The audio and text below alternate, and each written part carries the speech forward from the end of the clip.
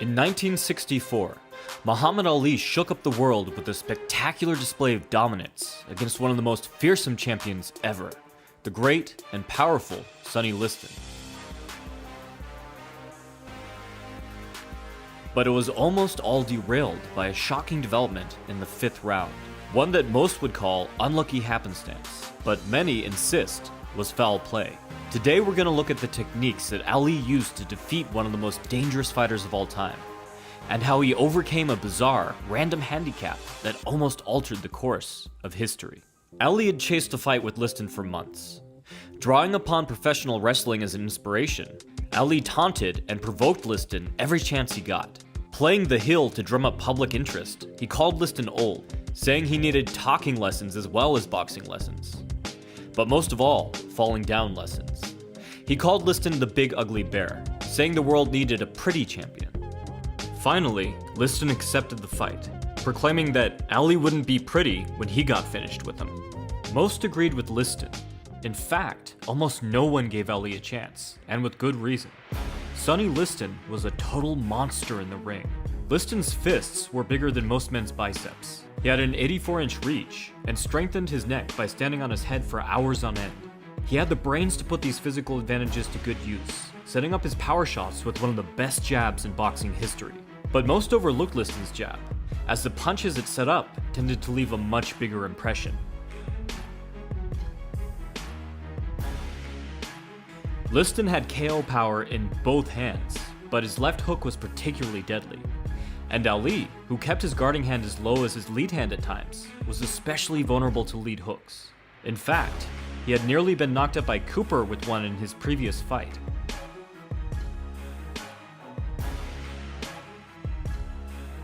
Ali had come back to stop Cooper shortly after, but the public had not forgotten Ali's temporary embarrassment. Anyone counting on Ali's speed to save him need only look at Liston's fights against former champion Floyd Patterson. Patterson's insane hand speed meant little when Liston used his size to bully him against the ropes. Despite all this, Ali's coach, Angelo Dundee, was extremely optimistic. Upon viewing Liston's previous fights, he realized that Liston was weakest against fluid boxers that had great head movement and lateral movement. And those just happened to be Ali's greatest strengths. Ali used complex footwork to circle his opponents on the outside, catching them with whipping jabs before dashing in to throw lightning-fast combinations. He kept his hands low to encourage opponents to headhunt, always staying just out of range, compelling them to overreach. As Dundee said, "I didn't need to tell Ali much for Liston. He already had everything he needed." But the rest of the boxing world was not so convinced. The odds makers had him a 7-1 underdog, and Ali's bizarre pre-fight behavior did little to convince them otherwise. Back then, weigh-ins were usually non-eventful formalities. Ali looked to change all that. He stormed in with Sugar Ray Robinson and his hype man, Bundini, who Ali lovingly dubbed an expert on crazy, all the while shouting out insults to Liston at the top of his lungs. Ali predicted he would knock Liston out in 8, reiterated his belief that Liston was, in fact, a big ugly bear, while he himself was pretty, then let loose what would become his most infamous quote. "Flow like a butterfly and sting like a bee. Hey! Rubber, young man, rubber. Hey!" As Liston stepped up to be weighed, Ali told his entourage to pretend to hold him back, then acted as if he was going to fight Liston right there. By the end of the day, the fight was all anyone could talk about. Most sports writers put Ali's behavior down to hysteria, assuming he must simply be scared out of his mind. Although Ali was nowhere near scared at the weigh-in, he was terrified on the night of the fight. This wasn't due to fear of physical harm, but rather that Ali's constant trash talk had painted him into a corner. To quote Ali, "The truth is, every time I go into the ring, I'm scared to death. Because after all that popping off, all that predicting, all those people wanting to see me get whipped, I know I'm in trouble.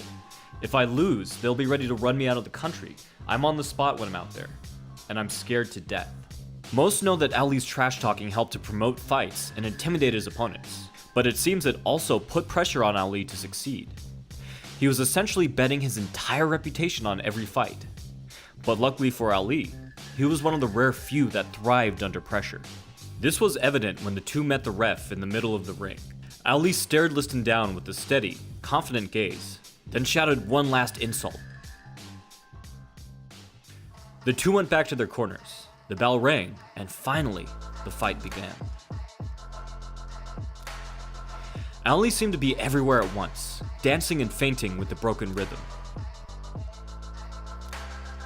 He circled inside, changing head slots to draw punches, then rebounding back to change direction in the blink of an eye. Liston pressed forward, at first with his regular plodding steps. But as he kept missing Ali by a foot or more, Liston changed to quick, undisciplined shuffles.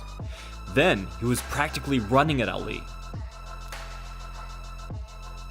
Liston finally managed to connect with 2 hard body shots. But Ali stopped his attack by clinching, underhooking one arm, and tying up the other before walking Liston out of the corner. This moment might not seem like much, but it was crucial, proving that Ali could move Liston around and move himself off the ropes. He would not suffer the same fate as Floyd Patterson. Ali now wisely kept further away, all the meanwhile demonstrating an incredible arsenal of risky defensive techniques. He had been told that Liston's eyes would tip him off when he was about to throw a heavy punch, but even still, his ability to evade punches seemed otherworldly.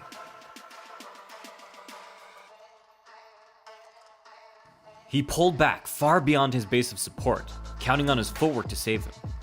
He avoided punches by turning his head to let them just skim his cheek. He stepped back into southpaw as he slipped to increase the range of his head movement, which allowed him an easier exit to the middle of the ring. All the while, he kept his hands by his hips, goading Liston into headhunting, making him think that it would be so easy to finally shut that big mouth. This had been the plan from the start, to discourage Liston by proving to him that his best weapon, his jab, was useless. To quote Dundee, everything Liston did came off that jab. It was a timing thing. If he hit you with that sucker, everything else went in sequence. So take it away from him by circling to the left, and he can't hurt what he can't reach. Halfway through the round, Ali felt it was time to introduce Liston to his own lead hand. Ali's whip-like jab did not hit as hard as Liston's, but unlike Liston's jab, Ali's was landing. And so, he could use it to damage Liston's vision, and more importantly, set up harder punches.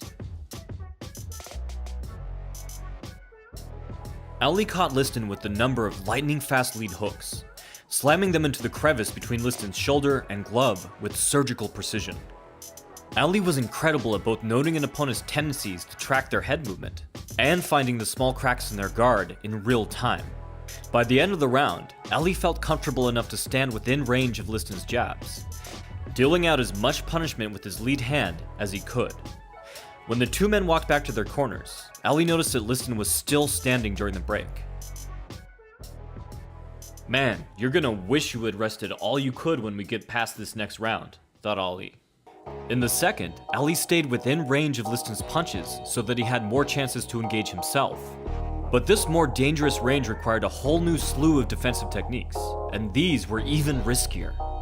Ali parried and caught Liston's punches just as they were about to connect, or stifled them by smothering Liston's glove before he could even throw. He framed off Liston's shoulder to turn his punches off course, then did the same to his head while blocking his vision.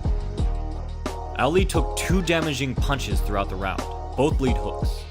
Although they failed to connect clean, they shook Ali nonetheless. However, Ali had plenty of time to recover between each. He was gambling big, but so far, Liston had failed to deal him a hand bad enough to make him fold. But all the same, the close range meant that Liston could now effectively herd Ali to the ropes. So Ali took a page from Willie Pep, weaving as he linear shifted, shuffling out to the inside to transfer to an open stance with his right foot forward. This allowed him to exit exchanges using routes normally exclusive to southpaws. When this method failed, Ali would clinch to disrupt Liston's balance as he threw, tying him up to push or frame to throw his punches off balance. All the while, Ali used his varied jab, targeting either eye from all directions, whipping his hand up from his hip, corkscrewing it over Liston's shoulder, or shooting it out straight as an arrow. The payoff was a tiny cut that opened over Liston's left eye, the first of his career. Ali was now certain he could safely turn up the heat in round 3. As it turns out, he was right. Ali came out and planted himself right in front of Liston. When Liston threw, Ali stood his ground, only taking small steps back as he fired off multiple shots. He pivoted off the ropes and then planted himself right back at mid-range, firing off a 1-2 before just shuffling out of the way of Liston's explosive return hook. He next double jabbed into his signature cross-step, then tracked Liston's head movement to nail him hard on the temple, the most decisive blow of the fight so far. Thankfully for Liston, Ali missed his follow-up hook. But then, Ali pulled off the exact same sequence again, stepping out of his cross-step to land a thudding cross in the exact same spot. This time, Liston's legs buckled, but he managed to get his feet underneath him in time to retreat. Now Ali chased Liston to the ropes. However, rather than attack, Ali stayed at range, stared Liston down, and screamed at him. Whatever Ali shouted at Liston has been lost to time, but it probably wasn't nice, as Liston reversed his retreat, charging off the ropes. Ali backpedaled, then rebounded back to land a swatting 1-2. But Liston now held his ground, determined not to back up again, no matter how much punishment he took. He chased Ali around the entire ring, barreling forward headfirst to finally trap him near the same spot they'd begun. Liston next pounded tremendous hooks into Ali's body. Ali tied him up and moved him to the middle of the ring. And now it was the challenger who refused to keep the distance. Ali stood his ground, flurrying to catch Liston with combination after combination. Each time Liston charged at Ali, Ali would circle away until Liston was spent, then piece him up again.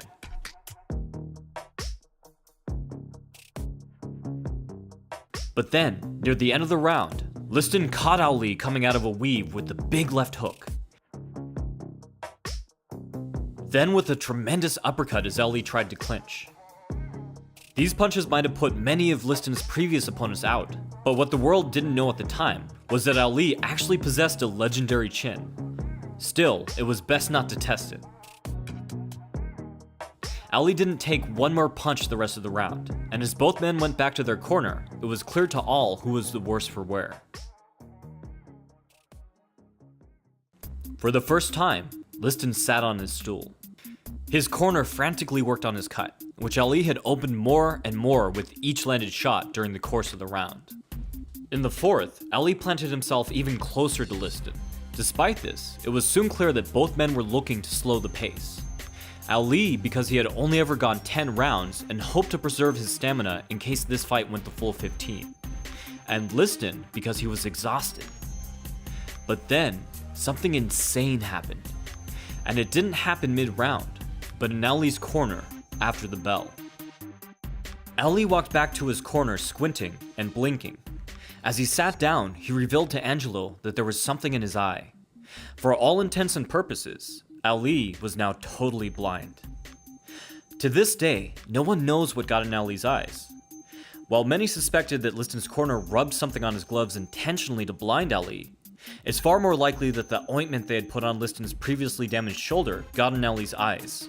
Angelo washed out Ali's eyes as best as he could, but Ali, in major pain, asked for them to cut off his gloves so he could clean them out himself, shouting, "I want the world to know there's dirty work afoot." Ali had been all but guaranteed to take the world championship in a decisive manner, but only a maniac would go out against Sonny Liston while blind. However, Angelo Dundee believed in Ali so much, he sent him out anyways, yelling, "This is for the big one. Now get out there and run."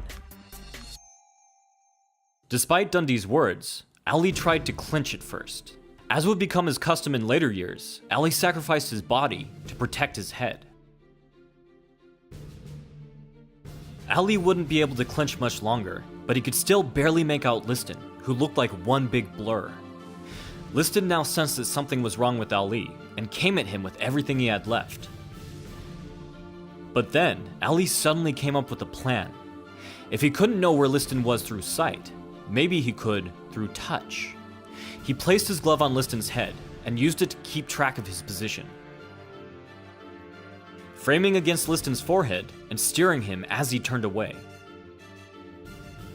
His use of multiple angles and stances allowed him to do this with either hand. It wasn't much to hold out against a man that George Foreman said hit harder than him, but, as it turns out, it was just enough. Midway through the round, things finally came into focus for Ali. The Blur became a man, and a man can be hurt. By the end of the round, Ali was back to his normal self, shouting at the press section, "I'm gonna shake up the world." Liston walked back to his corner, knowing he had lost his last best chance to retain his title. Ali backed up his words in the sixth, setting up power shots off his jab.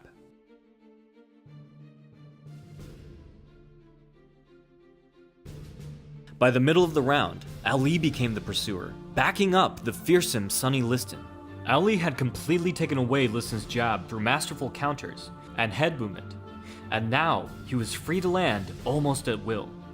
His predictions had come entirely true. To quote the man himself, Clay comes out to meet Liston, and Liston starts to retreat. If Liston goes back an inch farther, he'll end up in a ringside seat. Clay swings with a left, Clay swings with a right. Look at young Cassius carry the fight. Liston keeps backing, but there's not enough room. It's a matter of time, and Clay lowers the boom. Now Clay lands with a right. What a beautiful swing, and the punch raises the bear clear out of the ring. Yes, the crowd did not dream when they laid down their money that they would see a total eclipse of the sunny. As the world watched the two return to their corners, it was clear to all that they were witnessing history. But then, something incredible and unexpected happened. When the bell for the seventh rang, Liston stayed in his corner, spitting his mouthpiece out to the floor. At some point in the previous round, one of Liston's wide hooks had dislocated his shoulder. He was unable to continue, and the world had a new heavyweight champion. Unable to contain his excitement, Ali danced and ran around the ring.